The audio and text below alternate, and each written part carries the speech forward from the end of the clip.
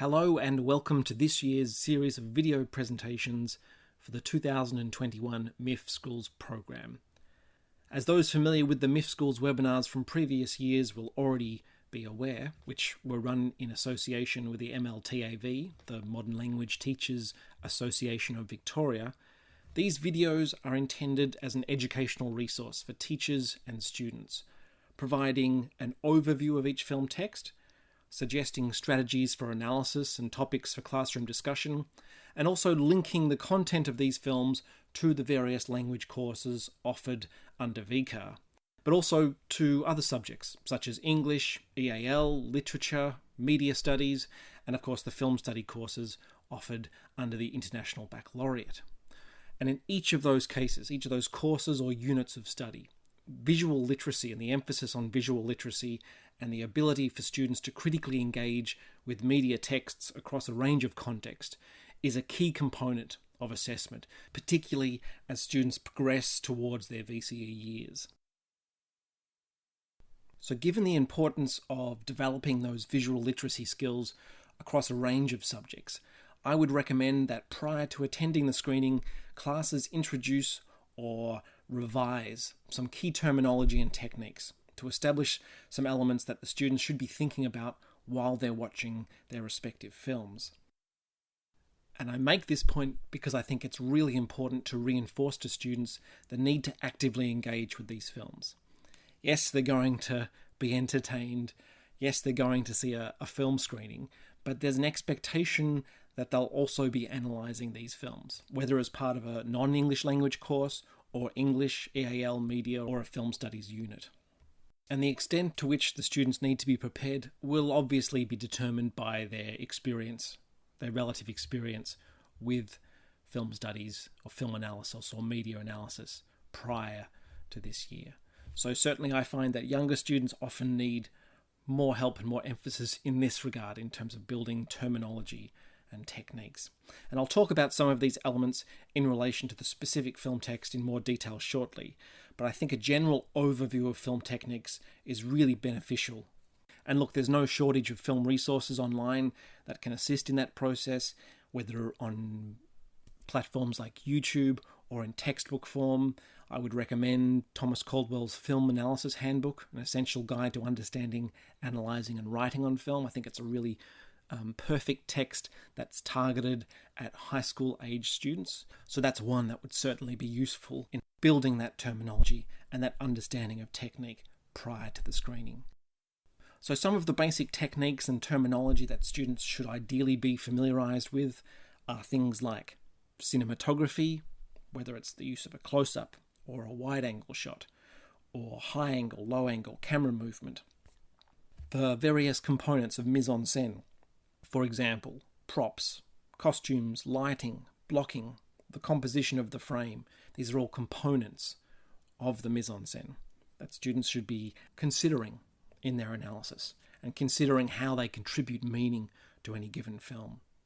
Also the auditory elements, so music, sound, dialogue, or voiceover. The editing of the film. Things like narrative structure and story elements, and that's when I think you could introduce something like genre or a genre analysis to approach a given film. And lastly, and perhaps most importantly, certainly when you get to that VCE level with assessments such as film as text, the emphasis on examining and analysing visual motifs and the symbolism within a given text. They're all really crucially important. And I'll talk about a range of these throughout this presentation. So moving on to the film in more detail. It's a Summer Film focuses on a samurai-obsessed teenager and aspiring filmmaker who's more than a little put out by her high school selection of a rom-com as the project of choice for her film class.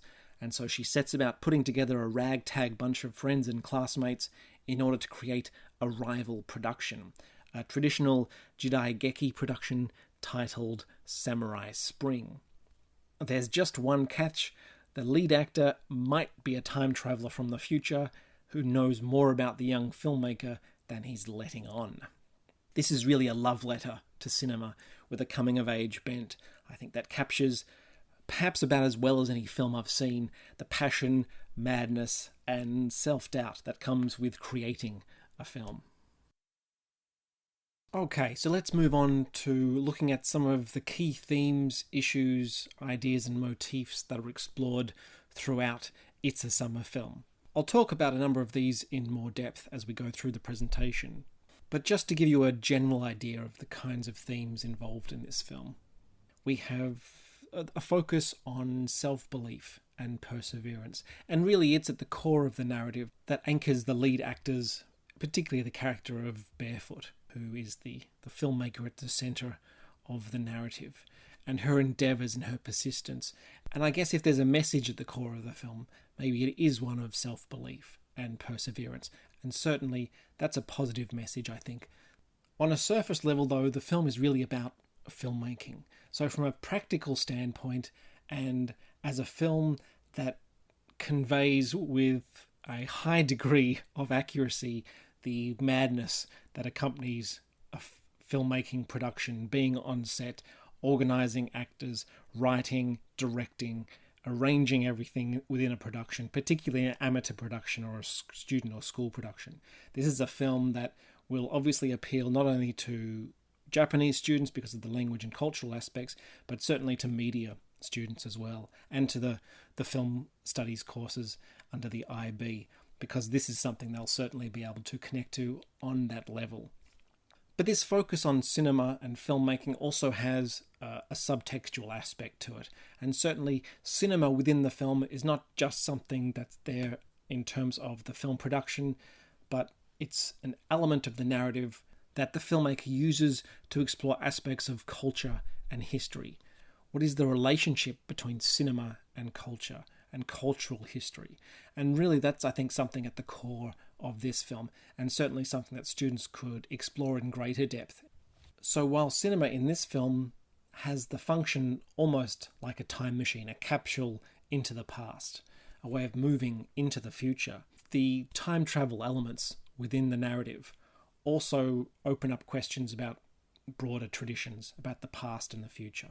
And because you have teenage characters at the centre of this film, these questions about negotiating the past and their own futures, both cultural and personal, are present throughout the narrative of this film. This film also uses cinema to explore questions about gender. And again, this could be linked back to broader cultural issues of gender and genre, raising questions about how certain types of films are gendered masculine or feminine, and how does that come about? And does this film overturn that or provoke us to kind of rethink how we gender certain types of films? Especially when you have, at its core, a female lead who's working in what you'd typically describe as a masculine genre, the chanbara, the samurai film. And the other couple of themes or aspects that certainly you'll find connections back to the student group, issues of friendship and teamwork and the values that this film places upon those and their importance to the narrative and to, obviously, a film production, and questions about school. These are teenagers, they're in their probably mid to later high school years. One of the unusual aspects about this film that I won't talk about, but it's certainly something that students might observe, is the lack of adults within the film. There's not a strong parental presence or a teacher presence within the film. I think there's only one or two adults who are cited throughout the narrative, and that might be something interesting for students to explore, why they think that the filmmaker presents us a world that seemingly just contains teenagers. It's a very particular worldview. So what is that potentially saying about the characters in this film or the world and the culture in which they live? So in terms of contexts for this film, and again, these could be established prior to the screening, so the students are informed going into the screening, or certainly something to develop the students' understandings and their learning aspects about the culture in that post-screening classroom discussion and analysis. And one approach the students could take is to look at the film in a geographical context. Now, the film is set in contemporary Japan, but it doesn't specify the town in which the filming takes place. Despite my best efforts and research, I've been unable to come up with where, in fact, the film was set. Something perhaps the students could try and investigate on their own steam. And if you do find out, be sure to get in touch. but certainly how does this vision of Japan in terms of the geographical locations, the settings, which take place across a range of not necessarily rural, but certainly coastal and certainly more suburban rather than that inner urban environment, which they might be more familiar with. The other key element in terms of context comes back to the character of Barefoot's love of Jidaigeki, period dramas, and also Chanbara, the samurai cinema. And especially if students have not had a great deal of familiarity with either of these types of filmmaking before, it might be worth showing some examples from these or going into more detail about the types of narratives and types of films that have obviously inspired not only this film, but certainly inspire the film's central character. And there are any number of examples that you could show or clips online using resources such as YouTube. But in terms of selected reading and resources for further reading, I've suggested a couple here that might be useful in that classroom context. Obviously, Wikipedia is a fairly basic source, but in terms of establishing a broad-based basic knowledge of samurai cinema, the Wikipedia entry is actually a pretty decent starting place, and certainly students might find that useful in terms of building their knowledge just for that background understanding of this film. I've also referenced a link to a review of this film, and certainly within the language courses, one of the suggested forms of assessment would be that students actually write a review of this film in Japanese. So the review I've referenced there could be a springboard to that, just to give students an understanding of the kinds of elements that would go into a film review or a film critique. And by the same token, it could be used within the classroom context as a point of agreement or disagreement. How did the students feel about the film? Do they agree or disagree with this particular review of the film? Did they see things that the reviewer didn't see, or vice versa? And the last reference there is a YouTube link to an interview with the director and two of the key cast members. It is in Japanese. There are not English subtitles, although you can always switch on the default English subtitles from YouTube and get a fairly haphazard translation. But that would certainly be a useful resource in terms of Japanese language courses and testing the students' knowledge of Japanese within that interview context about a film that they've just watched. From a Japanese language perspective, there are certainly some sentences there which will be understandable for students with a basic level of Japanese, but again, overall, you're probably looking at an intermediate level of Japanese in order for students to understand everything that's being spoken. So that's something to keep in mind. For students that may not have a lot of experience with film analysis, I often like to start at the level of genre and try and connect what we see in a particular film to their own viewing habits and viewing experiences. Now, this film could be useful in terms of that approach because it borrows from so many types of films. It's a film about filmmaking that borrows from the breadth of cinema to varying degrees. So this is a film that has elements of a teen coming-of-age drama, elements of a teen comedy. There are sci-fi elements, for example, the time travel narrative that I've made reference to already. So having students think about films that fit within those broad genres and what are the story elements within those films that they recognize, or what are the elements within this film that they've seen in other types of media, whether it's film or television or what have you. And also having students consider what is it in this film that makes it, for example, a teenage coming-of-age drama. So teasing out this idea that the film is really about teenagers confronting the realities and the challenges of their impending adulthood. They're in their later teenage years within high school. The adult world lies beyond, and that's certainly something that I think comes through the characters within this film. And I guess related to that is this question about how young people attempt to reconcile their personal and cultural past with their ambitions for the future.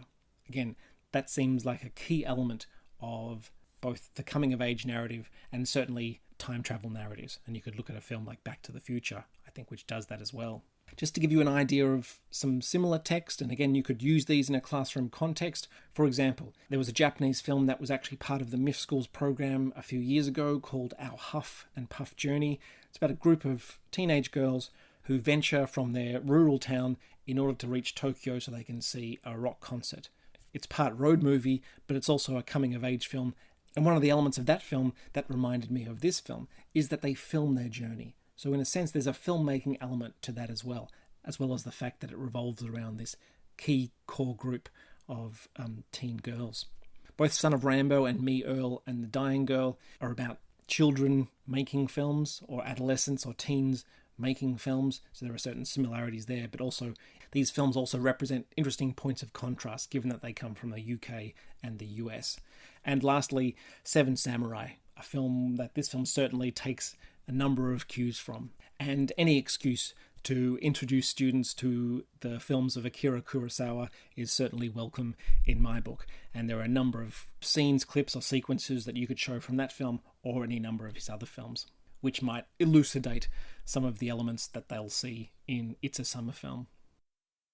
So I mentioned at the beginning the importance of students building their terminology, building their vocabulary, understanding film techniques. And really cinematography is a key aspect of that. So students should be able to identify techniques such as the close-up or the wide-angle shot, be able to articulate the general function of those types of shots, and then apply that knowledge to an analysis of scenes or sequences from this film or any film that they're analysing.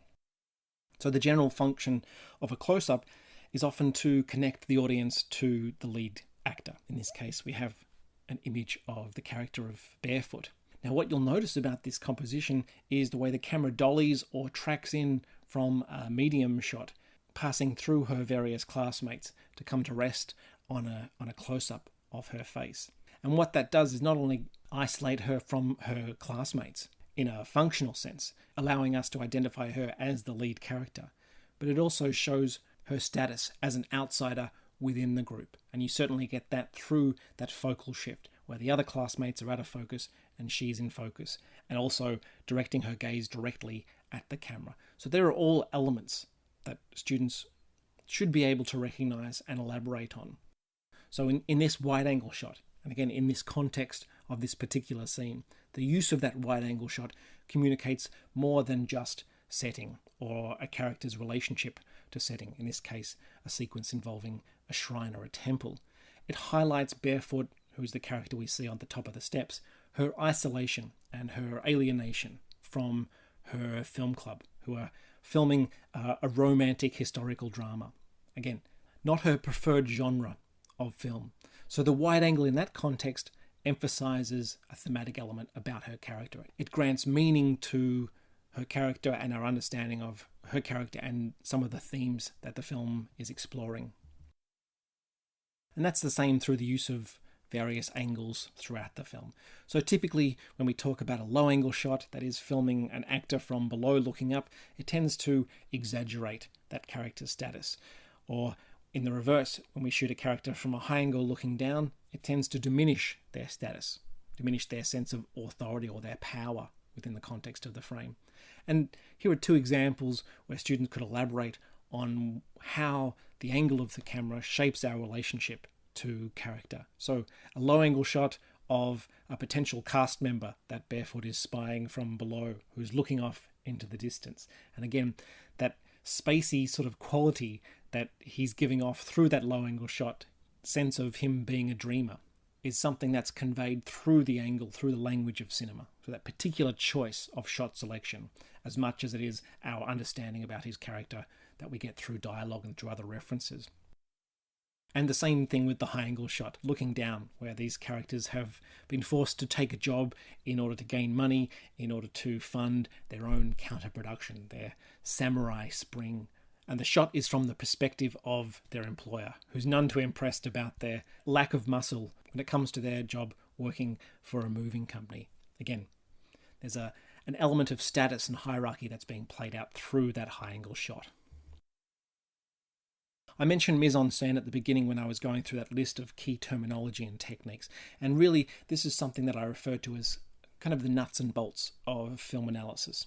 And what you're really looking for when you're encouraging students with their analysis of the mise-en-scène of a film is to analyze all the various elements that contribute meaning within that particular composition, within that particular frame, whether it's props, costumes, lighting, the position of the actors, and so on. The use of colour, for example, also. And here we have 4 very different settings and locations that we see throughout the film, all of which are conveying different meanings at different stages of the narrative. So our trio of budding filmmakers have a caravan, which has become a makeshift clubhouse. And again, having students break down the various elements within that caravan, the visual design of that van, of that trailer, gives us an idea or an impression about their characters. The samurai posters on the wall, the tortoise or the turtle in the cage, the walls of film books and videos, and of course the television, which often takes centre stage within these scenes, gives us a kind of an idea about these characters. By contrast, we get these various shots of school and these classrooms, and the image on the lower left is fascinating from that regard. This is the post-production booth, and notice the way the composition is divided almost down the middle. We have the pink production on one side and we have the counter production on the other. So bright colours on one side, darkness on the other. So how does the visual design of that sequence, what does it convey about the 2 competing groups within the film club? And lastly, certainly from a Japanese language and cultural perspective, towards the end of the film, we get a sequence involving a school fair, where the students return and all the various clubs and factions within the school have their own rooms and presentation areas. And with each of those, there's scope for students to analyse the visual design or the background and the backdrop, particularly the prevalence of katakana, kanji, and so on those posters. What is the content of those posters? Obviously, some will be blink and you'll miss it, but there's certainly scenes where they'll be able to recognise and explore the mise-en-scène within this particular sequence. So composition is obviously key here. And again, it's about fostering that analysis of the visual language. How does a filmmaker convey meaning not just through script and dialogue, but through the visual language? And in this film, the filmmaker really uses various compositions to elaborate on the conflicts that emerge within the various factions, either between the 2 competing film productions or within the groups themselves. So the top right image, we have the film director from the rival production, the rom-com, and on the other we have the characters of Barefoot, Kickboard, and Blue Hawaii, pictured at the opposite end of the frame. The composition is conveying the conflict and the tension between these 2 factions, between these 2 groups. And again, that's almost replicated exactly in that lower image on the beach, where Samurai Spring, the production of Samurai Spring, is starting to crumble. There are tensions within the group. And again, you see that divide played out in terms of gender as well, between the 2 characters on one side and the actors and the crew on the other. By contrast, there are various scenes that suggest a kind of coming together. And we have these group shots like we do on the upper right image and the lower image on the lower right, where suddenly we have the 2 directors side by side. It's not exactly the reconciliation or the togetherness that is conveyed through the image above it, but certainly contrasted to how these characters have appeared on screen earlier within the film. There is a sense of an association or an identification that is growing between those 2 characters, which here is represented visually through that particular choice of shot. There are also a number of other formal and stylistic elements that students could explore within this film, from the use of animation. There's a couple of animation sequences where Barefoot's drawings come to life or spring to life. Again, why would the filmmaker choose to insert that within the film? What is the cultural connection of animation or anime or manga to Japanese culture? It's a perfect sort of lead-off or a springboard into those cultural investigations. Also, the use of, say, the freeze frame.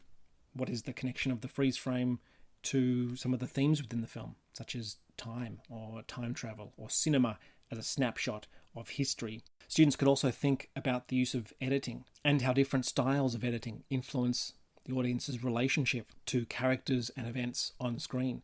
And we get this remarkable long single take during a fight sequence where there's no break in the editing. And it's all one long single take where the camera spins around the various actors and the production crew as they try and recreate this elaborate battle sequence. Again, what is the effect of that particular shot and asking students perhaps how would we relate differently to that shot if it was a series of straight cuts or rapid cuts, which is often the approach we get in contemporary American action films, and you could show examples from that. Also costume. For the most part, the characters in the film are dressed in school uniform. So when we see the characters on the rare occasion outside of school, outside of that school context, what information does their choice of costume give us about the nature of their characters? Again, costumes are intimately related to identity and personality within this film. I think it's also important that students consider narrative structure, how the film is put together. How does the film build its drama? And this is certainly obviously a key concern and a key point of interest for media students and filmmaking students. One particular aspect about this film is the way in which it borrows the narrative structure from a film like Kurosawa's Seven Samurai. That is, rather than having a lead character who puts together a gang of samurai to, say, defend a village, here we have the lead character putting together her cast and her crew in that same manner. One by one, putting the gang together. The narrative structure is an ode to other forms of genre filmmaking. So again, having students being able to recognise those different tropes from a script writing point of view, I think is really crucial. So I mentioned filmmaking as a key focal point of It's a Summer Film. And really you could break this down into different elements of how this film explores filmmaking production. From the casting, we have reference to Barefoot as she tries to create the ideal cast in her head. They have to have, in her words, almond-shaped eyes, strong eyebrows, a classical voice. So what is it about those attributes that defines, say, a leading actor within a film? And students could look at those elements or those characteristics in a cultural sense or apply that to other cultures, say Australian filmmaking. What are the key similarities or differences, say, in an Australian film or in different types of genres even? There are also questions raised within this film about not only adhering to certain genre codes, but breaking them. And we have this conversation that emerges between the director Barefoot and her leading man when she asks him, what if the hero and his adversary never have a final showdown? This is certainly a question you could put to the students. Can you have a dramatic film? Can you have a samurai film or an action film in which the hero and the villain don't have a final showdown? They don't meet. And what would be the impact of that? When I discussed the themes of the film, I isolated this aspect of self-belief. And as much as the film is about filmmaking, the aspect or the idea that really grounds this film from a dramatic and an emotional perspective is this question about self-belief and perseverance and the self-doubt that creeps in through aspects like film production and taking on a creative role and having to put yourself out there. And obviously this is something that students of all ages are going to be able to connect with on varying levels. So I think you could use this question about self-belief or perseverance to connect to the students, not only through the film, but in terms of their own experiences. And I think this is a really useful text in that regard. The film also focuses on technology and a variety of different forms of technology. And cinema and filmmaking are nothing if not dictated to by the technology of the day and the way in which that medium is shaped by technology. And this film features a number of different elements of technology. The fact that on the one hand, films can now be made with something as small as a mobile phone. And yet you also have these references to older forms of technology. In this case, in that upper right image, a model and model making as opposed to CGI or matte filmmaking, which is now the dominant form for backdrops. So posing questions to the students or exploring ideas of how technology has altered various approaches to filmmaking. I think students could also think about how they interact and watch films and media. And there's a reference to how our viewing habits have changed through this reference to this future traveller. And as he says, in our world, a film lasts 5 seconds. So what is the director of It's a Summer Film suggesting about the changing nature of our attention spans and our ability to engage with films over 100 minutes, 2 hours, whatever it might be? Again, I think there is scope to look at how technology and the evolution of technology and our imbrication in a mediatized world has altered us as viewers of film as much as it has altered how films are made and produced and distributed. So I talked about genre and gender when I was going through the list of themes. And again, the fact that you have a lead female character who's obsessed with samurai films suggests an inversion of traditional gender associations when it comes to samurai films or action films. And this film certainly plays with gender and genre associations throughout, in particular through the contest between the samurai film on the one hand and the rom-com on the other. But gradually it comes to suggest that maybe these associations that we have in terms of our understanding of genre and gender are artificial, and that these genres have more commonality than they do differences. And certainly something students could consider is how our understanding of the gendered nature of cinema changes over the course of the narrative. I think you could also use Chanbara as a focal point, examining samurai films in more depth. And what is this film's specific relationship to this type of filmmaking? Obviously, the lead character of Barefoot has a close cultural and personal connection to these films, and she talks about the role her grandmother played in instilling her love of this type of film. But you could look at these types of films in a broader context, and this is certainly from a language and a cultural perspective. What is the relationship between Chanbara and Japanese culture?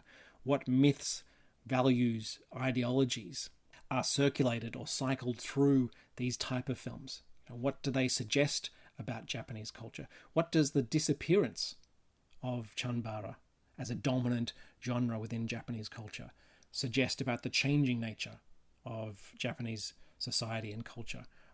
But also, what does it suggest about Barefoot's desire to hold on to the past through this connection, this type of filmmaking which seems almost old-fashioned for a number of her classmates?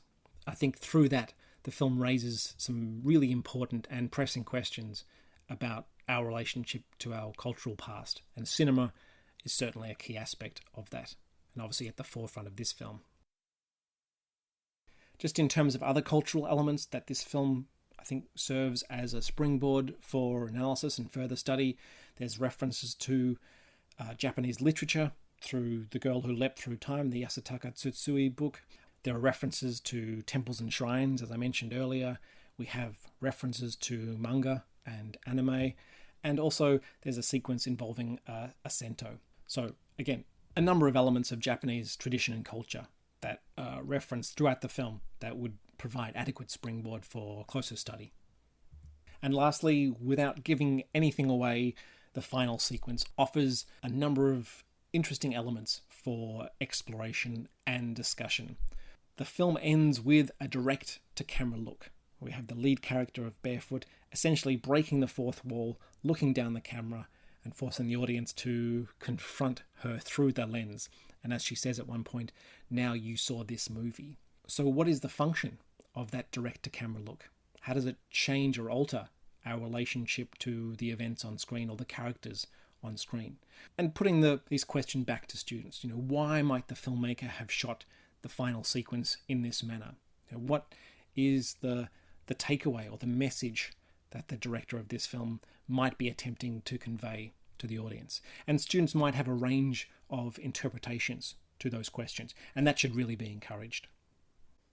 And with that, we've reached the end of the presentation. For further information regarding bookings, age suitability, or to access trailers for all the films in this year's MIFF Schools program, just head to miff.com.au and follow the links to MIFF Schools.